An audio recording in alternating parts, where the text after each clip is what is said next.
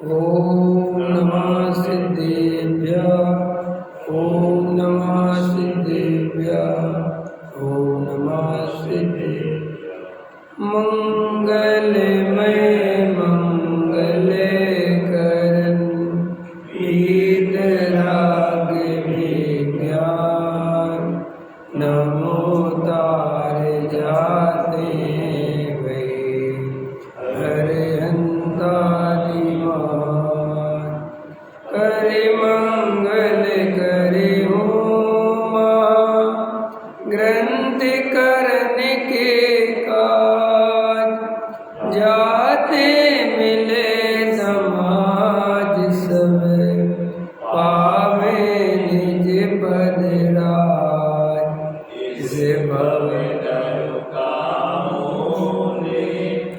जानऊ मिथ्या भाव ताको कर निर्मूल अब करिए मोक्ष उपाय संतप्ति मानसी शांत हो जिनके गुणों के गान में वर्धमान महान विचरे हमारे ध्यान में। मोक्ष मार्ग प्रकाशक सातवां अधिकार सम्यक्त सन्मुख मिथ्या दृष्टि। अभी अपन पूज्य गुरुदेव श्री का पुरुषार्थ सिद्धि उपाय श्लोक नंबर 9 के आधार से प्रवचन सुन रहे थे। उसमें आत्मा का क्या लक्षण होना चाहिए उस पर चर्चा आ रही थी। लक्षण अव्याप्ति, अतिव्याप्ति और असंभव, ये 3 दोषों से रहित होना चाहिए, तब उसे हम लक्षण बना सकते हैं। तो वही समझा रहे थे कि आत्मा का लक्षण चेतना बनाया, ज्ञान दर्शन बनाया। कोई कहे कि राग भी तो आत्मा में पाया जाता है, इसलिए राग आत्मा का लक्षण क्यों नहीं बना सकते। तो राग लक्ष्य से देश के लक्ष्य के एक देश में पाया जाता है। अगर हम राग को आत्मा का लक्षण बनाएंगे तो सभी जीव उसमें नहीं आएंगे। कि जैसे संसारी जीव के तो राग पाया जाता है, लेकिन अनंत भगवान के राग नहीं है, सिद्ध भगवान के राग नहीं है, तो फिर वो जीव है कि नहीं। इसलिए राग जीव का लक्षण नहीं बनाया जा सकता। इसको कहते हैं अव्याप्ति दोष। अव्याप्ति दोष माने हमने जिसे लक्ष्य बनाया वो लक्ष्य के एक भाग में तो रहे और आगे एक भाग में न रहे, तो अव्याप्ति। अव्याप्ति माने पूरे में नहीं व्याप्ता, इसलिए राग को जीव का लक्षण नहीं बनाया जा सकता। दूसरा वो बता रहे थे अतिव्याप्ति। अतिव्याप्ति माने जो लक्ष्य से भी अलक्ष्य में चला जाए, माने लक्ष्य में तो रहे लेकिन अलक्ष्य में भी चला जाए, तो ऐसा लक्षण भी सच्चा नहीं हो सकता। जैसे कि हमने आत्मा का लक्षण अमूर्तिक बनाया, तो अब आत्मा अमूर्तिक तो है, ये बात तो सही है, लेकिन अन्य द्रव्य भी अमूर्तिक हैं। आकाश द्रव्य भी, धर्म द्रव्य भी है ना, अधर्म द्रव्य भी, तो फिर वो लक्षण सही नहीं है। तीसरा असंभव दोष उसे कहते हैं जो लक्ष्य में ही ना पाया जाए, और अगर हमने वो लक्षण बना दिया, जैसे आत्मा में स्पर्श रस गंध वर्ण पाया जाता है, तो आत्मा में स्पर्श रस गंध वर्ण अगर लक्षण बना दोगे तो ये असंभव है, क्योंकि ये उसमें होता ही नहीं। इसलिए जो भी लक्षण हो वो इन 3 दोषों से रहित होना चाहिए। तो फिर आत्मा का सम्यक लक्षण, सच्चा लक्षण क्या है, तो वो बता रहे थे चेतना। और चेतना माने क्या, जानना और देखना। फिर चेतना के दर्शन चेतना और ज्ञान चेतना। फिर दर्शन चेतना माने सामान्य जानना, और ज्ञान चेतना माने सामान्य जाने हुए को विशेष जानना, इसको ज्ञान चेतना कहते हैं। तो इस प्रकार की चर्चा हमने सुनी है। कर्म फल चेतना माने राग आदि विकारी भाव, इनके फलों में जो जीव की दशा होती है, फल में है ना, कर्म के उदय के फल में जो अपने राग आदि भाव होते वो कर्म फल चेतना है। 3 तरह की बताई थी कर्म फल चेतना। 3 तरह की कौन सी बताई? हाँ वो तो ले लो, बराबर 3 ले लो ना, उसमें क्या देखो, 9 कर्म, द्रव्य कर्म, भाव कर्म, उनको 3 में बांट दो तो कोई दिक्कत नहीं। चलिए अब अपन पढ़ते हैं।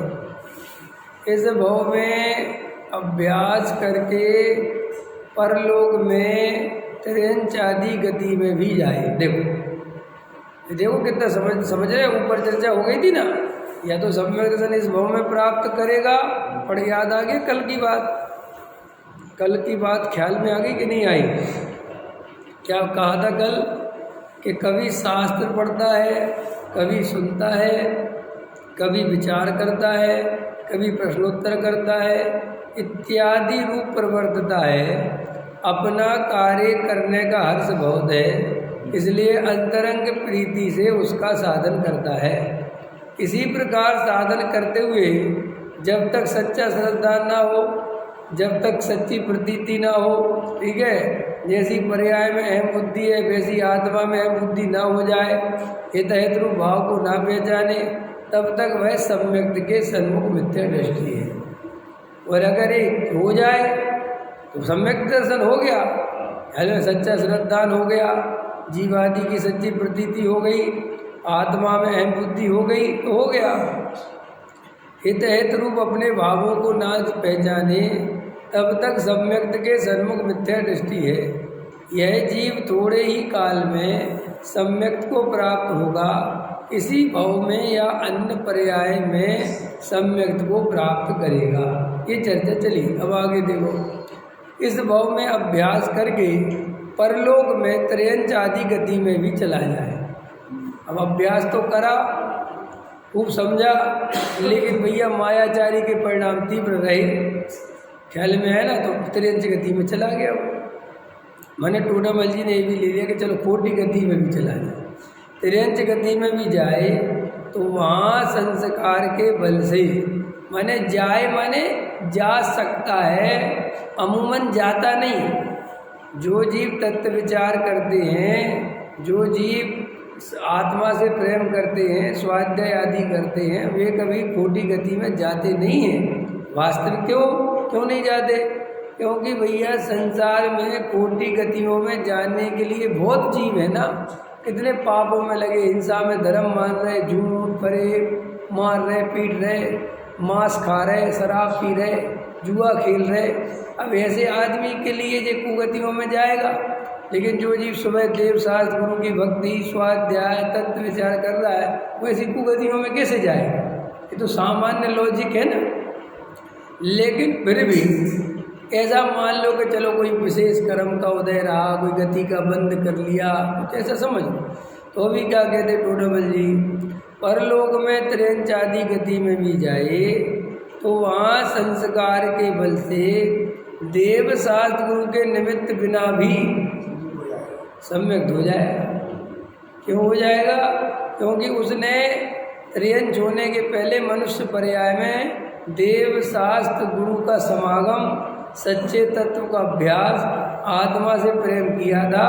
तो ऐसे प्रबल संस्कार पड़े कि वो त्रयंच गति में भी गया तो भी वहाँ पे बिना देव शास्त्र गुरु के ही अपने आप उस संस्कार के बल से उसे भी ख्याल में आ जाता है। समझ में आया ना? क्योंकि ऐसे अभ्यास के बल से मिथ्यात्व कर्म का अनुभागहीन होता है। जहाँ उसका उदय ना हो वहीं सम्यक्त हो जाता है। देखो कितना टोडामल जी साहब ने कितना, देखो भाई अपने को ये बात अच्छे से समझ लो। कर्म प्रकृतियाँ हैं, कर्म प्रकृतियाँ 148 हैं। उसमें जो मोहिनीय कर्म है और मोहिनीय कर्म में जो दर्शन मोहिनी है, समझ में, असली जड़ वो है संसार की। ये बाकी के 147 कर्म का कोई ज़्यादा फर्क नहीं है। जैसे अपन तत्व अभ्यास कर रहे हैं, स्वाध्याय कर रहे हैं, आत्मा से प्रेम कर रहे हैं, तो श्री गुरु कहते हैं कि तुम्हारा मिथ्यात्वहीन हो रहा है, मिथ्यात्व ढीला होना चाहिए। असली मिथ्यात्व ढीला होगा, मिथ्यात्व कमजोर पड़ेगा, तो एक समय में ऐसा भी आएगा कि मिथ्यात्व का नाश भी हो जाएगा।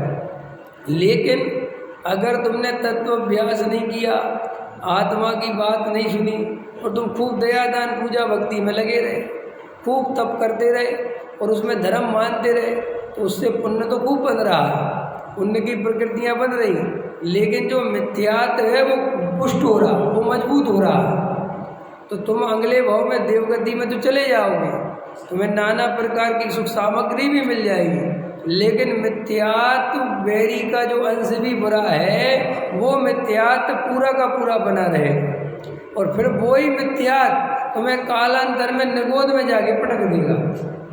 इसलिए प्रथम में प्रथम जीव को मिथ्यात्व के नाश का उपाय करना चाहिए, प्रथम में प्रथम आत्मा को जानने का उपाय करना चाहिए। लोग मनुष्य पर्याय में इस स्वाध्याय आदि में आ जाते हैं, आत्मा की बात सुनते हैं, लेकिन उन्हें आत्मा की फिक्र नहीं होती, उन्हें तत्व की फिक्र नहीं होती, उन्हें क्रियाकांड की फिक्र होती है। नहीं समझ में, हमारे जीवन में अभी ये चल रहा है, हमारे जीवन में ये चल रहा है, अभी हमारा तो हम त्याग कर ही नहीं पाते, हम तो अभी 2 टाइम में कर ही नहीं पाते, और लोग तो देखो प्रक्षालय पहुंच जाते, हम तो प्रक्षालय पर इन्हीं कामों में चिंता कर, और ये नहीं सोचता कि भाई मैं इसकी जगह गहरे तत्व विचार में ध्रुव मंदिर पहुंच गया तो पहुंच गया, नहीं पहुंचा तो कोई बात नहीं, मैं स्वाध्याय में पहुंच गया तो कोई बात नहीं, मुझे तो अपनी आत्मा की धुन लगानी है। वहाँ मिथ्यात्व का जो प्रकृतियाँ हैं वो हीन हो गए, तो ऐसा उपाय करते नहीं, और जिनसे मिथ्यात्वादी हीन नहीं होते, खाली पुण्य बंद होता है, उसके पीछे पड़ा रहता है, उसके पीछे लगा रहता है। इतना अच्छा लगा टोटामल जी साहब, इस भाव में अभ्यास करके परलोक में त्रिहंचादी गति में भी जाए तो संस्कार के बल से देव गुरु शास्त्र के निमित्त बिना भी सम्यक्त हो जाए, क्योंकि ऐसे अभ्यास के बल से मिथ्यात्व, अभी अपना मिथ्यात्व कर्म जो है उसका अनुभाग माने समझते हो फल, वो कमजोर होता चला जाता है, और मिथ्यात्व का अनुभाग कमजोर पड़ेगा तो तुम्हारा तत्व विचार में विशेष मन लगेगा।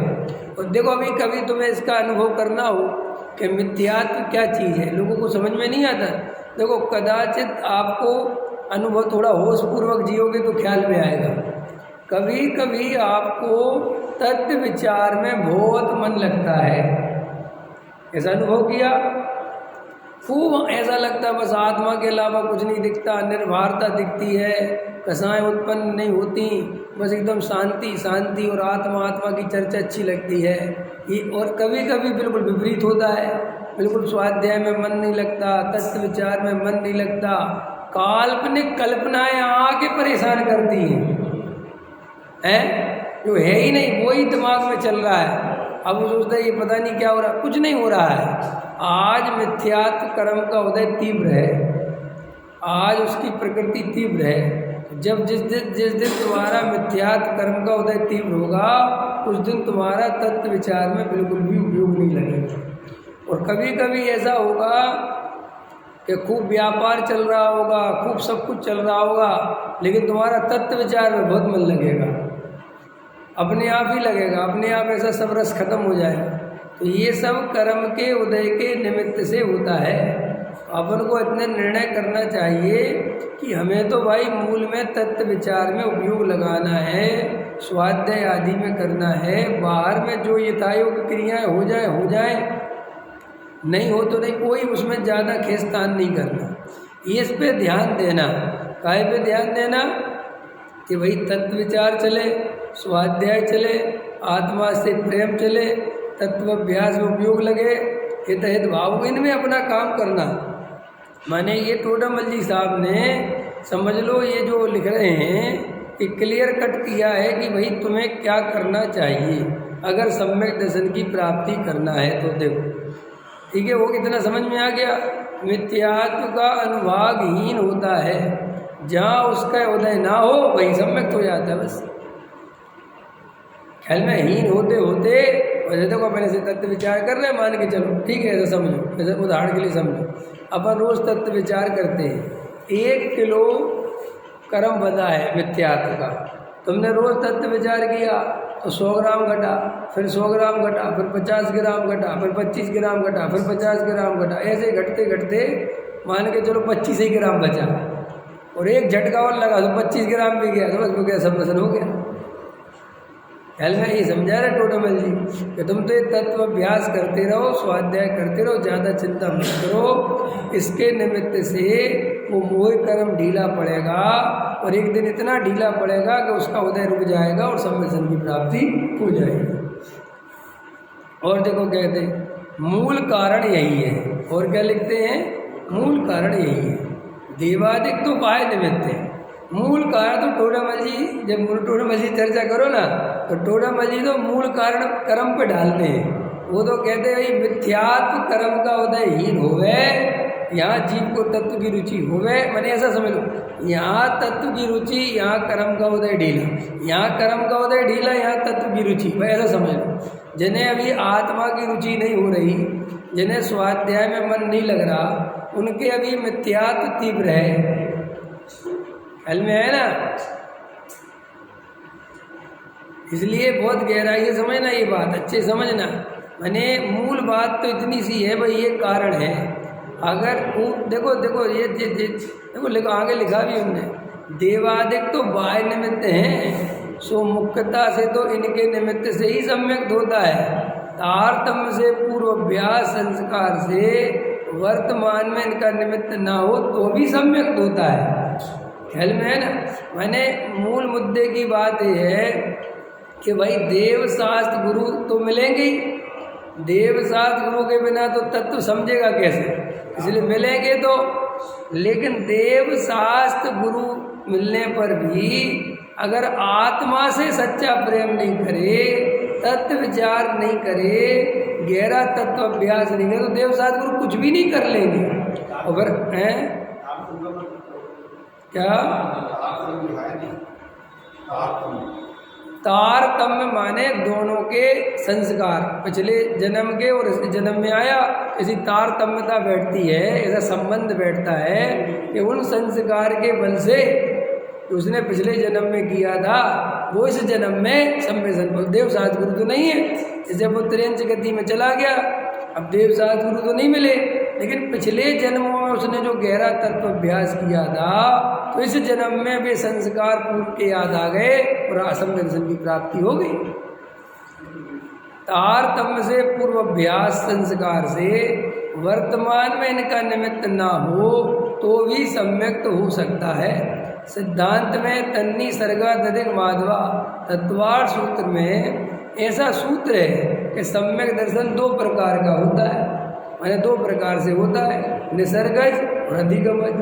पढ़ा होगा ये सब, समझ में आया।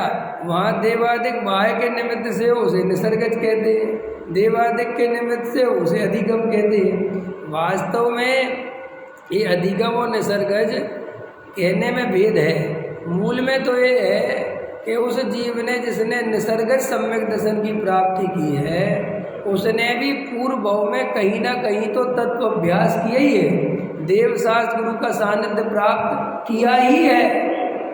समझ में, बिना उसके नहीं हुआ। जैसे नरक में सम्मेलन हुआ तो उसे निसर्ग सम्मेलन कहते। क्यों कहते कि वहाँ कोई देव शास्त्र गुरु तो है नहीं, लेकिन वो कहते कि देव शास्त्र गुरु नहीं है, लेकिन इसने पिछले जन्मों में तो सच्चे देव शास्त्र गुरु को समझा, तत्व समझा, और लेकिन कुगति में आ गया तो पाप कर्म के उदय से, तो भी मूल में तो कहीं ना कहीं तत्व समझा ही है।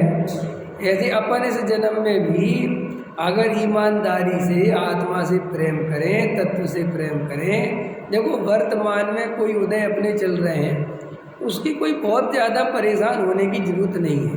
देखो ये पर्याय कितने दिनों की है, इस पर्याय में थोड़ा ऊंच नीच हो भी जाए, मान के चलो हम पे बहुत पैसा नहीं रहे, हम गरीबी में हमारी ये पर्याय चली जाए, क्या हो सकता है कि हम पे बहुत पैसा नहीं हो, बीच मिडिल क्लास में हमारी जीवन चला जाए, हो सकता है कि हमारा बच्चा बहुत बढ़िया नहीं निकले, तो भी क्या बिगड़ता है जीव का। अगर जीव गहराई से आत्मा से प्रेम करे, तत्व अभ्यास करे, तो बहुत काम बढ़िया किया उसने। अनंत भवों की जो दुख की कहानी है वो सुधार ली।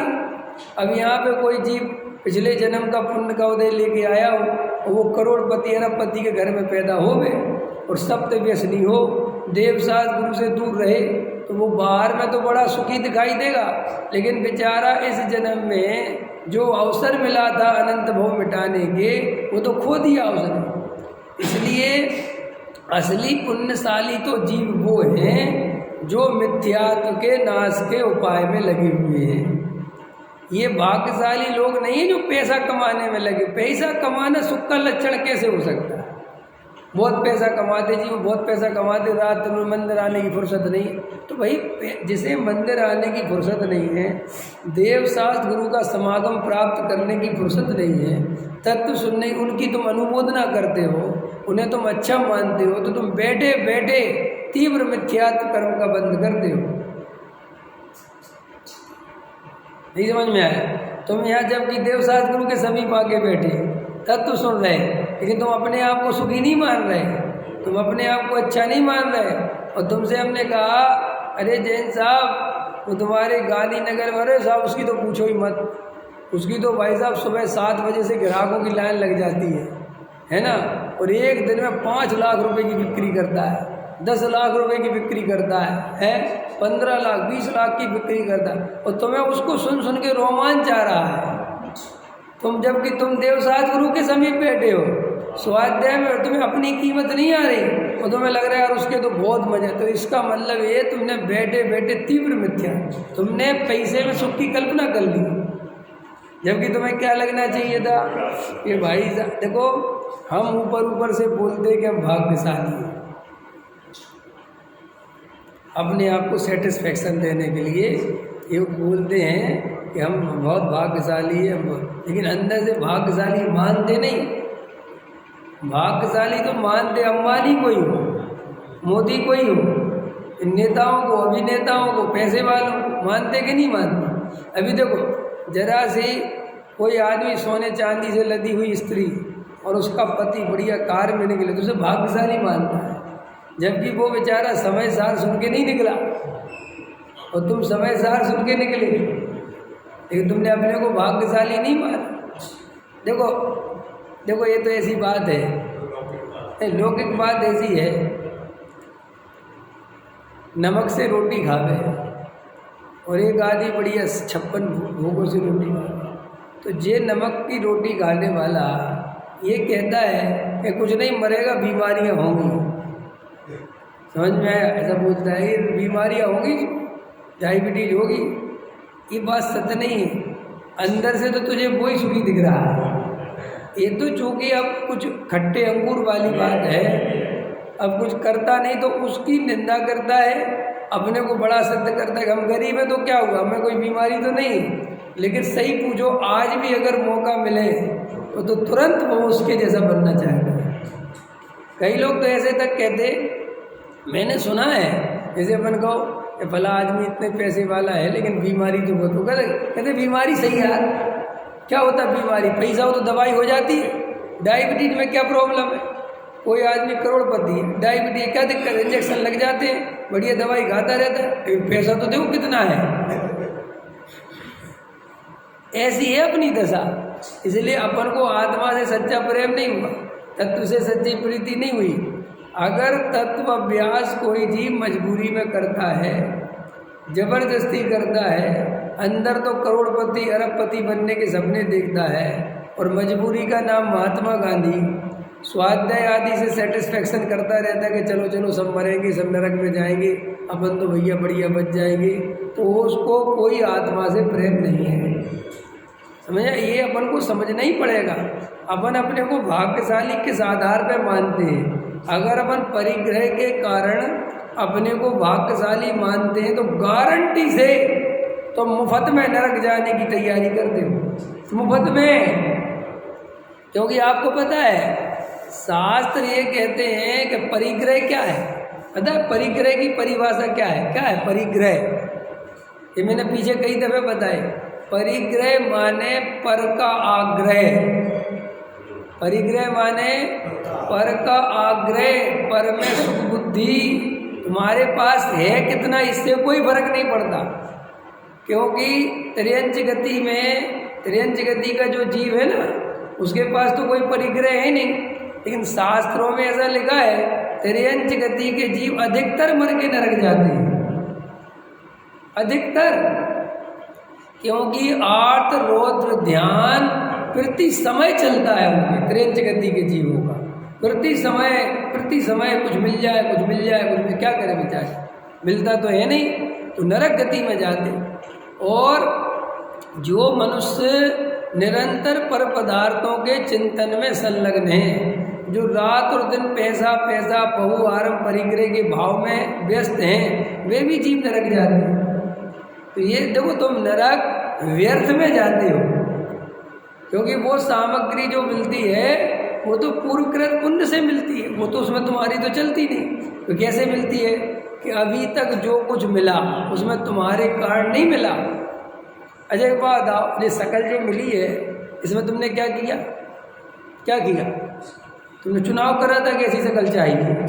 तुम्हें जो हाइट मिली है वो तुमने चुनाव किया था।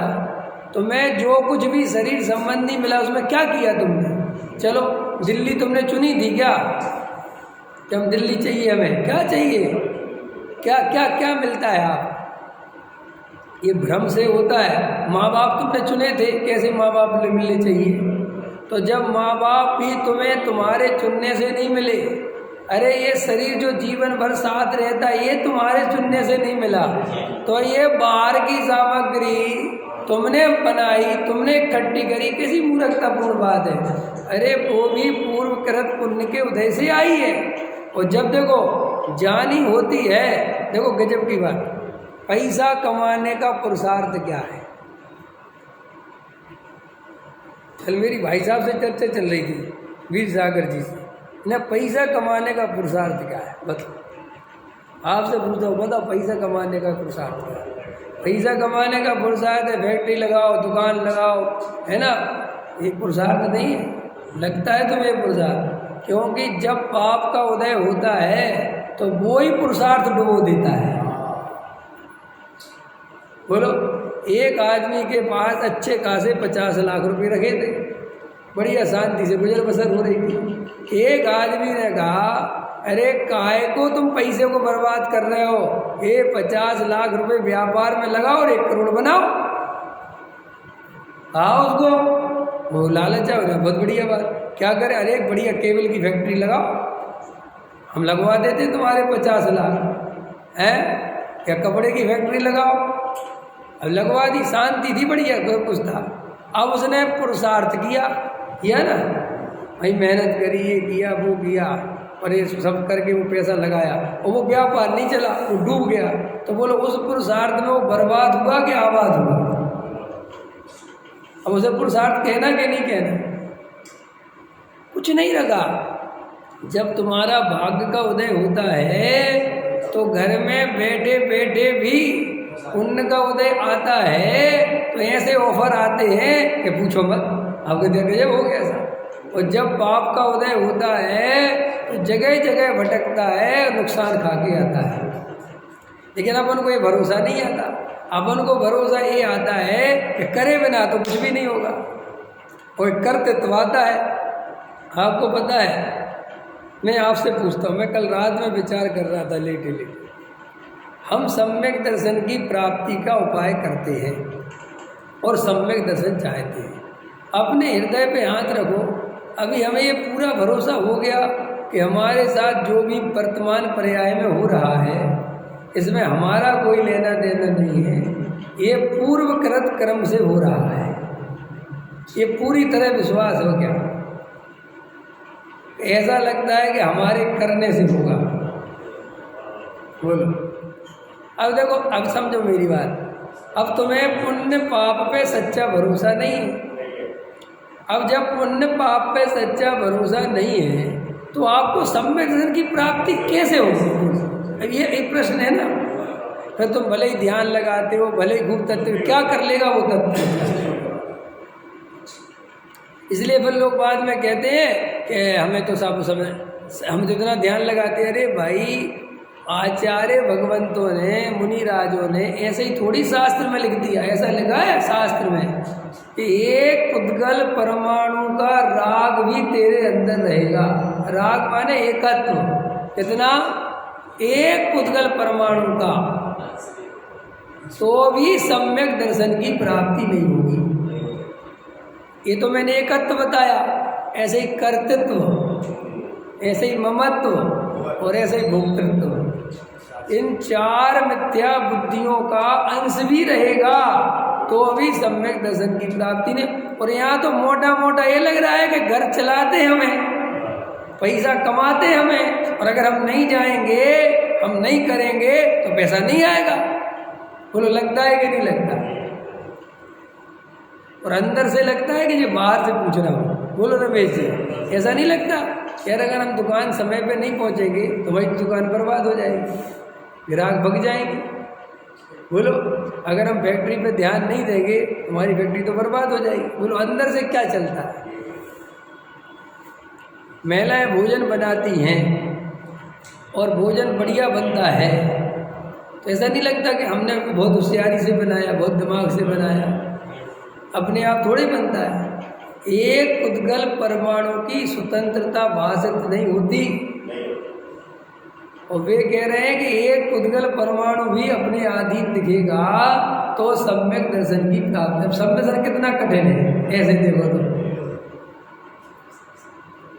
ऐसे देखो तो। जे तुम भले ही मायाचारी करते रहो, ये थोड़ा तत्व विचार कर लिया, आत्मा हूँ, शुद्ध हूँ, बुद्ध हूँ, एक तरफ दूसरी तरफ का करता धरता नहीं, ऐसे थोड़ी देर को, आधा घंटा को अपने को तत्व अभ्यास कर लिया, चलो हो गया तत्व अभ्यास, खोलो व्यापार, लगाओ दुकान।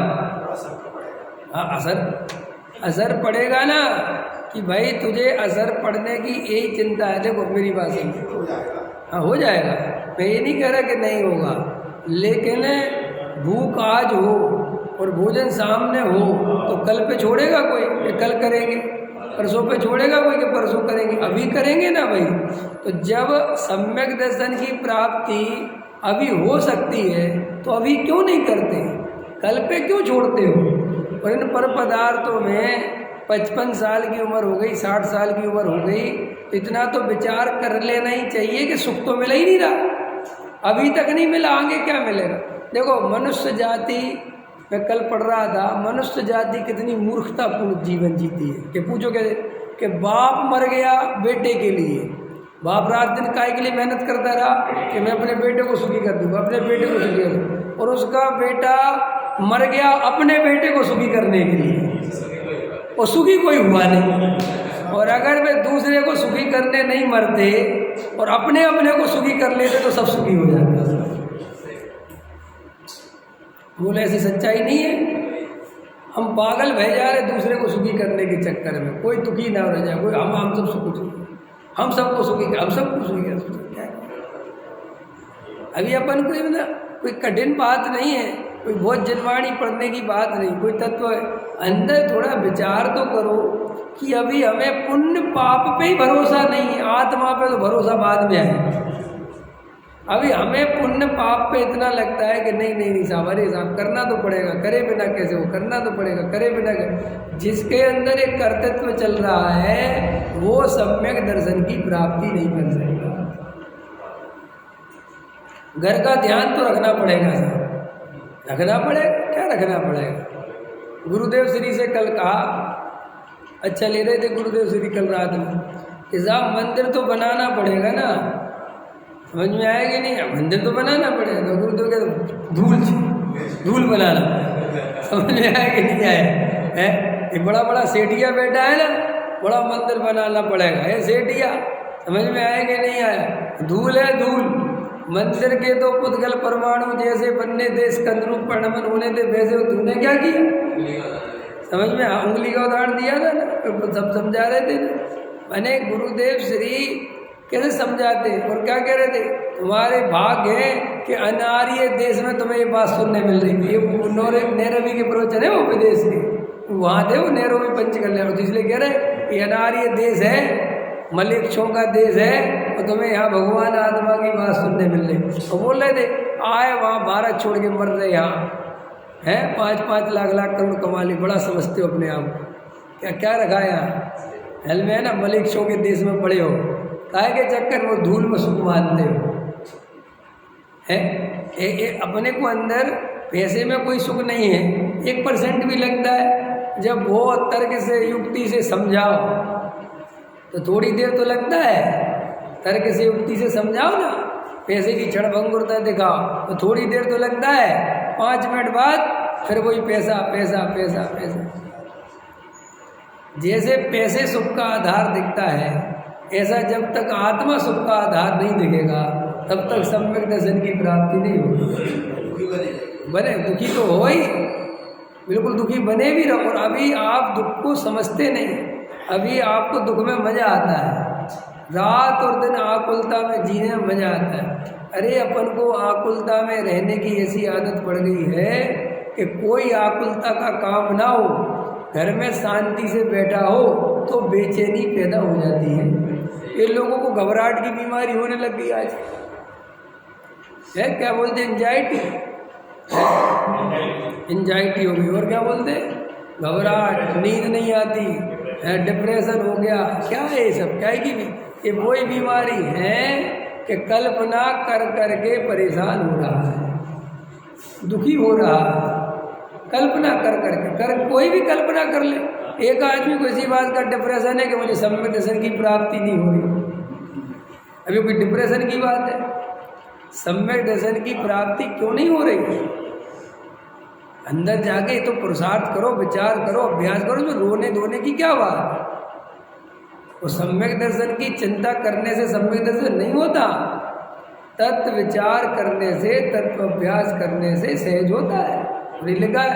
लेकिन जब इतनी मोटी मोटी भूल चल रही है कि पैसे के बिना क्या होगा, तो अभी पुण्य पाप पे भरोसा नहीं है। देखो मुनिराज को देखो, कोई किसी को मत देखो। मुनिराज समस्त परिग्रह छोड़ के जंगल चले जाते हैं, समझ में आया, काय की दम पे चले जाते हैं। आखिर ऐसा तो नहीं है कि वो कोई उनको जीना नहीं है, अभी उनको तो जीना भी तो है, उनको भी तो रोटी चाहिए, लेकिन वे रोटी के बारे में बिल्कुल नहीं सोचते। तो रोटी मिलती है कि नहीं मिलती, मेरा प्रश्न है। वे रोटी की कोई व्यवस्था नहीं करते मुनिराज, तो उन्हें रोटी मिलती है कि नहीं मिलती? बस क्यों मिलती है? उनने क्या पुरुषार्थ किया रोटी के लिए? मेरा प्रश्न बताओ। तुम कहते ना पुरुषार्थ से मिलती है, तो मुनिराज ने रोटी के लिए कौन सा पुरुषार्थ किया? और सुनो, तुमसे ज़्यादा सम्मान पूर्वक मिली। तुम्हें तो बस पूछो ही मत कैसे मिलती, वो तो हम ही जानते हैं। समझ में आया कि नहीं आया है? जैन साहब कह रहे हैं हमें खुद ही धारी लगानी पड़ती है, आधा सामान खुद लगाते, आधा वो देती है। और कहीं चुपचाप ले लो और शांति से बैठो, खाओ, परेशान मत करना बिल्कुल। और मुनिराज को देखो नवदा भक्ति से मिलती है। वही कह रहे, अरे रमेश जी तुम चिंता ही मत करो, तुम चिंता ही मत करो, तुम सबसे ज़्यादा भाग्यशाली हो। समझो, गोपाल दास जी बरैया थे, उनकी पत्नी बहुत भयंकर थी, तुम्हारी तो कुछ भी नहीं है। समझ में आया? इतनी भयंकर थी कि भाई साहब रात को ठंड का समय, समझ में आया, ऊपर चढ़ करके आए। अब लेट हो गए, कई तत्व चर्चा में लग गए, तो उनकी पत्नी ने दरवाजे खोले और पूरी ठंडी बाल्टी डाल दी ऊपर।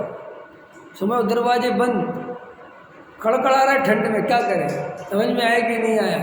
कितने उदाहरण मिलते हैं। चिलम पीती थी वो हुक्का, और बीच प्रयोजन में और महाराज गलती हो गई, गए हुक्का भरा, फिर वापस आए। श्रोता कहते प्रश्न है मत पूछ, पता है। पकड़ में आया कि नहीं आया? तो गोपाल दास जी बरैया से किसी ने कहा, हालांकि गोपाल दास बरैया की कहानी तो अपने आप प्रसिद्ध है, सुकरात के साथ भी ऐसे ही था। सुकरात की पत्नी, बहुत पुराना है सुकरात, तो अपने शिष्यों को पढ़ा रहा था, और उसकी पत्नी इतनी चिढ़ती थी जब वो पढ़ाता था, लिखाता था, स्वाध्याय करता, तो उसकी पत्नी बहुत ऐसा लगता था मर जा, क्योंकि पत्नियों को ये पढ़ने लिखने वाले, तत्व विचार करने वाले, स्वाध्याय करने वाले पति पसंद नहीं आते। उनको तो ऐसे पति पसंद आते हैं जो रात दिन गधा मजूरी करें, चाहे भले ही उनसे 1 मिनट ना बोले, उन पे 1 मिनट का टाइम भी ना हो। देखना तुम, देखो एक लड़का, एक लड़की मैंने एक लड़की का पिता लड़का देखने गया, तो लड़का देखा तो बड़ा पसंद आया, तो लौट के आया घर पे, तो कहता उसी लड़के से शादी करेंगे लड़की की। तो लड़की ने कहा कि पापा क्या देखा आपने, क्या आपको चलो? बोले साहब इतनी दुकान चलती है उसकी, सुबह 8 बजे से बैठता है दुकान पर, रात के 11 बजे तक दुकान पर बैठता है, इतना ग्राहक, और 3 बड़े बड़े मकान, बड़े 20 शहर में, और एक वो। उसकी पत्नी ने कहा यही समय सार सुन के आए थे तुम? ऐसे आदमी से शादी करानी है तुम्हें मेरी, जो सुबह 8 बजे से दुकान में बैठता है और रात के 11 बजे फ्री होता है, जैसे ना भोजन की सुध ना कोई सुध, बस पैसा पैसा पैसा पैसा। लेकिन मज़ेदार बात है, वो लड़की तो समझ लो अच्छी थी, लेकिन लड़की भी ऐसे ही पति चाहती है, औरत भी ऐसे ही आदमी चाहती, कमाओ। कई मैंने ऐसे देखे पति, वो अपनी पत्नी को टाइम नहीं देते, समझ में आया? उनको बस टाइम है ही नहीं, सही पूछो तो। लेकिन वे खुश करने के लिए क्या करते हैं, कभी डायमंड का सेट ले आए, कभी क्या होता है और है ना अंगूठी ले आए, कभी कंगन ले आए, कभी पकड़ाते रहते, वो कहते खुश रहे चल। और वो बेचारी औरत इतनी कमज़ोर बुद्धि की होती है, उन पुद्गलों में खुश होती रहती है। औरत एक ऐसी बुद्धि बनाई औरत की कि उसको जड़ पदार्थों से ज़्यादा प्रेम होता है चेतन की मुकाबले, सबकी नहीं अधिकतर की। तो वो देखो वो तो उसमें खुश होती रहती है। वो कहती हमारा पति तो खूब कमाता है, यानी वो तो टाइम का चार्ट डालेंगे, कुछ नहीं होता सुबह। और इसी बीच में मरते मरते 1-2 बच्चे हो जाते हैं, सुबह वो अपने बच्चों में खो जाती है। फिर वो कहती तुम तो कमाते रहो, मैं बच्चों को पालती हूँ, तुम कमाते रहो, ढेर लगाते रहो पैसों। समझ में आया कि नहीं? वो छोड़ो सब। वो कईयों की पत्नी तो और ख़तरनाक मिल जाती है कि थोड़ा बहुत पति खर्च करने की सोचे भी तो पत्नी कहती बिल्कुल नहीं करना तुम तो रहने दो, सब छोड़ो, सब ढेर लगाओ चुपचाप। वो कहते चलो कहीं घूमने, अरे दुकान 2 दिन बंद रहेगी, कहीं नहीं जाना। ऐसी भी पत्नी होती है। तो ये सारा जगत में तो भाग्यशाली लोग होते हैं, ऐसी पत्नियां जिनकी होती है। एक सेठ जी 7 फैक्ट्री थी उनकी और 8वीं का उद्घाटन था। तो पत्नी से बोले कि चलो आज 8वीं का उद्घाटन है। तो उसने कहा नरक 7 ही है, और 7 काफ़ी है तुम्हारी फैक्ट्री नरक जाने के लिए, 8वीं कहाँ भेजेंगे? वैसी पत्नी तो किसी भाग्यशाली को मिले। ख्याल में है ना सब पर पदार्थों में सुख की कल्पना, पागलपन, मूर्खता, पूर्ण कृत्य लगे हैं जीवों के, किसका क्या करें? घर घर की कहानी है। तो मैं तो आपको क्या बता रहा था रमेश जी कि वो सुकरात की पत्नी पढ़ा रहा था बेचारा शांति से वैसे, और वो चाय लेके आई तो उसको इतनी उसकी पत्नी ने कहा होगा कि चाय ले लो, वो थोड़ा अपने मग्न था किसी बात में, उसको इतना गुस्सा, उसने चाय डाल दी उसके चेहरे में, तो उसका इतना चेहरा जल गया, समझ में आया, आधा जल गया। तो भैया शिष्यों ने देखा तो घबरा गए, और उसने कहा कोई बात नहीं, बहुत अच्छा, बहुत अच्छी, जाओ जाओ। तो किसी सुकरात से कहा कि जी क्या हाल है? बोले कुछ नहीं, ऐसी पत्नी महाभाग्य से मिलती है। बोले इसको देख के मुझे निरंतर संसार क्षणभंगुर और व्यर्थ दिखाई देता है। समझ में आया कि नहीं आया? संसार असार दिखाई देता है। और डॉक्टर साहब तो कहते थे नित्य वैराग्यदायिनी, ऐसी पत्नी बहुत भाग्य से मिलती है। अच्छा है अपने को, अगर देखो पत्नी बहुत ज़्यादा अच्छी हो ना, तो पति पत्नी में इतना प्रेम हो जाता है, अति आसक्त रहते हैं, और अति आसक्त रहने के कारण कोई तत्व विचार आदि में बस बोले पति पति पति पति पति पति पति, एक दूसरे के बिना 1 मिनट ही नहीं रह सकते। ख्याल में है कि नहीं? अब एक दिन को माए के चली जाए तो पति का चेहरा उतर जाए, ऐसा राग भी कोई काम का नहीं। ये राग तो आग है ना, तो तुम ऐसा इतना राग करते हो और अपने को बड़ा होशियार मानते हो। जो ज़्यादा राग करे बच्चों से, पत्नी से, ये राग ठीक नहीं। इतना राग तो होना ही नहीं चाहिए, इतना सहज भाव तो होना ही चाहिए कि पत्नी महीने भर के लिए 15 दिन के लिए मायके चली जाए तो कोई बात, आराम से शांति से, और तत्व अभ्यास करेगी, उसमें क्या है? और तुम भी तत्व अभ्यास करो। लेकिन नहीं, ये पर द्रव्य में ऐसी सुख, फिर सुनो, ऐसी अति आसक्ति भाव से पर द्रव्य में लगा रहता है और सम्यक दर्शन की प्राप्ति का उपाय खोजता है। कैसे होगी सम्यक दर्शन? जब तुम्हारे पर द्रव्य में इतना ममत्व, सम्यक दर्शन होगा कैसे पहले ही बताओ, क्यों होगा तुम्हें सम्यक दर्शन? खुद विचार करो ना, क्यों होगा, क्यों होना चाहिए? तुमसे ही पूछता हूं, होना चाहिए सम्यक दर्शन? ऐसे आदमी को होना चाहिए कि नहीं होना चाहिए? मुझे जो अभी पुण्य पाप पे भरोसा नहीं कर सकता, जो पैसे में सुख की कल्पना करके बैठा हूँ, भले ही आत्मा की बात सुनता, उससे क्या होता है? आत्मा की बात सुनने के लिए नहीं है, आत्मा की बात सुनकर विचार करके धारण करने के लिए है। सुन ली, बस सुन ली, सुनने ऐसे तो जिंदगी भर सुनो। अरे भाई ये टोडामल जी ने क्या लगा, प्रीति पूर्वक सुने, बार बार तत्व विचार करे, बार बार अभ्यास करे, बार बार प्रश्नोत्तर करे, रात दिन आत्मा के बारे में सोचे, तो सम्यक दर्शन का अधिकारी है। 1 घंटा तत्व स्वाध्याय सुना और फिर 24 घंटे के लिए भूल गए, अरे सुनो, इस जन्म में नहीं, जन्मों जन्मों में भी नहीं होगा। है किया भी अनंत बार, देखो मुनि व्रतधार अनंत बार गए ना, अपन ने सब यही है ना। तो फिर जब वो पुराना किया हुआ कुछ काम नहीं आ रहा, तो ये किया हुआ कैसे काम आएगा? हाँ, अंदर आत्मा की सच्ची प्रीति हो, पंच इंद्री के विषय भोगों में सुख की कल्पना नहीं हो। देखो ऐसा निर्णय है क्या तुम्हारा कि मैं सम्यक दर्शन सहित, क्या ऐसा निर्णय है? इसी अभी नरक निबोध की बात नहीं कर रहा, मैं सम्यक दर्शन सहित इसी काल में, इसी समय झोपड़ी में रहने को तैयार हूँ,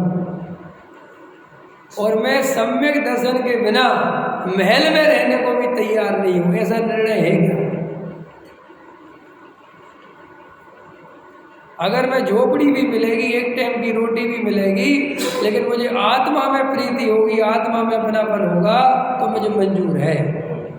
लेकिन मेरे पास पैसे के ढेर लगे होंगे, महल बने होंगे, और मुझे सम्यक दर्शन नहीं होगा, आत्मा से प्रेम नहीं होगा, मुझे महल में रहना मंजूर। ऐसा निर्णय है? अभी तो जरा जरा से पाप के उदय में तो घबरा जाते, वो पाप का उदय तो मैं कहता ही नहीं। देखो समझो, अरविंद जी 4 लाख कमाते थे तुम हर महीने, 4 लाख तो बहुत कम है, 6 लाख रुपए कमाते थे तुम, और अब इस महीने तुमने 3 लाख कमाए, अजय दुखी हो गए। कि क्यों हो गए सब दुखी? ये 3 ही लाख कमाए। देखना कैसी जीव की दशा है कि क्या हो गया, दुखी हो किस बात के लिए? स्वाध्याय में मन नहीं लग रहा कि 3 ही लाख कमाए। कल में सुनो मेरी बात, अब श्री गुरु कहते थे वो कितना मूर्छित है, इसको ये विचार नहीं है कि 3 लाख भी कमाए, इसका भी मुझे जरूरत नहीं है। नहीं समझ में? गवाए हैं। एक पति पत्नी थे, एक पति उदास था, उसके घर में गुरुजी आए, तो गुरुजी ने कहा, तुम तो बड़े प्रसन्न रहते थे, बहुत दुखी हो, क्या बात? तो बोले मेरा 5 लाख रुपए का नुकसान हो गया। तो गुरुजी ने कहा, नुकसान हो गया? पत्नी थी, बोले काय का नुकसान हो गया? इनकी तो कल्पना में नुकसान हुआ है, असली तो इनने सोच रखा था कि इसमें 10 लाख कमाने, और कमाए 5 लाख, तो कहते 5 लाख का नुकसान हो गया। जो सोचने का तरीका ही है ना तुम्हारा, ये सोचने का तरीका मूर्खतापूर्ण हुआ कि समझदारी का? दुखी, ये तुम दुख तलाश रहे हो, तुम ये नहीं सोच रहे कि मेरे पास कितना है और मेरे पास पहले कितना था, ये नहीं दो, ये सोच रहे कि इतना हो सकता था, वो नहीं है। समझ? और बोलता है मजा आता है जीव को, बैठे बैठे कल्पना, हम कितना कमाते हैं, हम इससे कोई सुख नहीं है, हमारी कल्पना से सुख दुख है। अब आपको कल्पना हो गई कि 5 लाख के बिना तो काम चलेगा ही नहीं तो जिसको ये आदत है, देखना कैसा स्वरूप है। अगर एक बार तुम्हें 2 लाख रुपए कमाना आ गया, तो फिर तुम्हें लाख रुपए में मजा आएगा ही नहीं। और जबकि एक समय ऐसा था कि 20,000 रुपये भी बहुत लगते थे। कैसी दशा है जी, विचार तो करो। ये बड़े बड़े जो होते ना, जॉब करते हैं तो डिप्रेशन में चले जाते हैं। कैसे चले जाते हैं डिप्रेशन में? पता है आपको, मेरे कई जानने वालों को जिनके लड़के डिप्रेशन में चले गए। मैंने कहा कि डिप्रेशन में क्यों चले गए? कि ये फलानी कंपनी में जॉब करता था और इसका वहाँ 50 लाख का पैकेज था। तो फिर मैंने कहा 50 लाख तो बहुत होते भैया, ख्याल में आएगी नहीं आए? बोले हाँ साहब। फिर क्या हुआ? साहब 50 लाख मिलते थे इसे 5 साल, अब इसकी वो जॉब चली गई। तो मैंने कहा जब इतनी बड़े पोस्ट पे था तो जॉब तो इसे मिल ही गई होगी। फिर हाँ मिल रही, लेकिन अब 30 लाख की मिल रही। और ये कह रहा कि 30 लाख की अगर एक बार कर ली तो फिर दोबारा 50 लाख की नहीं मिलेगी। अब देखो उसकी कल्पना देखो आप। और इस चक्कर में जॉब नहीं कर रहा और 2 साल से घर में बैठा है। अब देखो जब की बात देखे मैंने, ऐसे रियल बता रहा हूँ। मैंने कहा यार ये 2 साल से घर में बैठा। तो मैंने कहा इसको कोई पैसे की तंगी हो रही? तेरा तंगी है ही नहीं पैसे की, बाप पे बहुत पैसा, इस पे भी बहुत पैसा इसने सेविंग कर ली थी, सब कुछ है, कोई दिक्कत नहीं है, लेकिन दिन पे दिन डिप्रेशन में जा रहा है, वो दवाई खा रहा है। तो मैंने कहा भाई गजब का आदमी है, तुझे जब पैसे की इतनी जरूरत ही नहीं तो 30 लाख सही, क्या फर्क पड़ता है? बात ही नहीं है, कल्पना 50 लाख की हो गई। अब मुझे बताओ इसको तुम समझदारी और उसे दुनिया कहती है कि समझदार, कह के समझदार। और ऐसे में एक उदाहरण नहीं तुम्हें हजारों उदाहरण दे सकता हूँ। और जो है वो भोग नहीं पा रहा, क्योंकि कितना भोगेगा, क्या करेगा? आदमी आज भी कितने ही बढ़िया से बढ़िया खाए, कितने ही बढ़िया से बढ़िया पहले 50,000 रुपये में हो जाता है काम। 50,000 रुपये बहुत होता है, समझ में आया कि नहीं आया? लेकिन 10 खाए 13 की भूख, समझ में आया? वो हमारे यहाँ चलता है कि आदमी पागल है, बिल्कुल मूर्ख है, अत्यंत मूर्ख। उसे अपने पास जो है उसका तो पता नहीं, उसको तो भोगता नहीं, जो नहीं है उसकी कल्पना कर करके देख लेना। आपकी दुकान 2 लाख रुपए दिन की चलती है और जिस दिन 1.5 लाख आए दुखी हो गए। ये नहीं सोच रहे कि 1.5 तो आ गए, इससे क्या होता? हम तो रोज 2 लेके जाते। ऐसे तुम जितने जो विषय भोगों के आदि बनोगे, जितने परद्रव्यों में मरोगे, ये 4 गति परिभ्रमण नहीं रुकेगा। भाई अपने को समझो शांति से। झोपड़ी में देखो प्रेम क्या होता? प्रेम, एक लड़की एक लड़के से प्रेम करती है और लड़का लड़की से प्रेम करता है, और लड़की है महलों की रानी। काय की रानी? तू महलों की रानी, मैं गलियों का राजा है। वो बेचारी गली में भटकता है वो लड़का, लेकिन उसे प्रेम हो गया।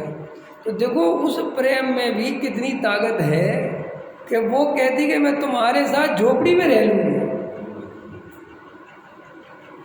ऐसा प्रेम भी होता है कि नहीं होता है? ये आपको काल्पनिक मत समझना, रियल में होता है। लेकिन अब तुम्हें नहीं हुआ वो अलग बात है, जिसको होता है उसको पता है। वो कहता है कि मैं झोपड़ी में रह लूँगी। वो लड़का कहता है अरे तुम्हारे पास महल है, तुम इतने पैसे वाली हो, क्यों अपनी ज़िंदगी बर्बाद कर रही हो? मेरे पास कुछ भी नहीं है, तुम्हें देने के लिए रोटी भी नहीं है, क्या पता दो भी। कहती कोई बात नहीं, तुम्हारे साथ भूखे भी रह लेंगे। अब ये उस सड़े गले प्रेम में इतनी ताकत है कि वो सब कुछ छोड़ने को तैयार है, और तुम अपने त्रिकाली ध्रुव आत्मा से इतना भी प्रेम नहीं कर सकते कि एक दिन की कमाई छोड़ दो।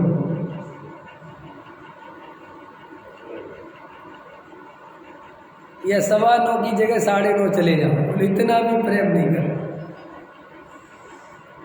कैसे बताओ कैसे पार पड़ेगी दुनिया? मैं ये मजाक नहीं कर रहा हूँ, मैं तुम्हें आत्मा इतनी आसानी से नहीं मिलता जैसे तुम सोच रहे हो कि समय सार पढ़ेंगे, रोज सुबह शाम जाएंगे, तो ऐसे नहीं होता। पहले अपना प्रेम देखो कि प्रेम कैसा है आत्मा से, प्रीति कैसी है आत्मा से। बोले ये तो देखो तुम आत्मा के लिए क्या क्या दाव पे लगा सकते हो बताओ। अभी भी मैं कहता हूँ तुम्हारे सारे स्त्री पुत्र मकान दुकान तुमसे छीन लिए जाते हैं और तुम्हें आत्मा दिया जाता है, बोलो क्या लोगे? तुम्हें पता भी अंदर से क्या आवाज आएगी? आत्मा, क्योंकि ऐसा होना तो है नहीं। तो इसलिए मन के लड्डू तो आत्मा के खाओ। लेकिन तुम आत्मा नहीं मांगते कि क्यों कि तुम जब आत्मा के लिए प्रेजेंट में कुछ समर्पण नहीं कर सकते तो कैसे चलेगा। सुख कहाँ दिख रहा है वो देखो, विचार करना। आज जो मैंने बातें कही गहराई से विचार करना कि भैया हम सम्यक दर्शन के पीछे पड़े हैं, सम्यक दर्शन के गीत गाते हैं, लेकिन हमारी स्थिति एक्चुअल है क्या, समझ में आया। सहजानंद